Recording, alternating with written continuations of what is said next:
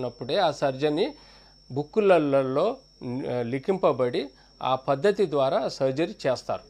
2% 5% complications side effects ఉంటాయి. ఏ surgery చేసినా 2 to 5% complication side effects ఉంటే భయపడాల్సిన అవసరం లేదు. 95% సక్సెస్ రేట్ ఉన్నప్పుడు అది చూడాలి. మనము ఇంటి నుంచి ఏదైనా ఆఫీస్కి పోవాలనుకుంటే 360 రోజుల్లో ఒక్కరోజైనా మీకు యాక్సిడెంట్ అవ్వచ్చు.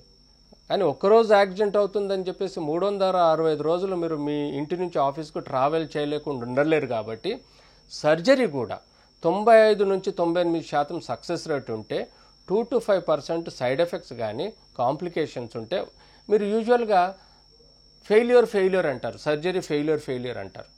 మేము ఫెయిల్యూర్ అనం, వాటిని సైడ్ ఎఫెక్ట్స్ కానీ లేకపోతే కాంప్లికేషన్స్ అంటాం. మనం చేసే ప్రతి పనిలో 2 to 5% సైడ్ ఎఫెక్ట్స్ కానీ కాంప్లికేషన్స్ ఉంటాయి. 98% సక్సెస్ రేట్ ఉంది కాబట్టి ఆ ప్రొసీజర్ ప్రపంచంలో అవలంబిస్తారు. సో నేను చెప్పినట్టుగానే వెన్నుపూస అన్నది సున్నితమైన పార్ట్.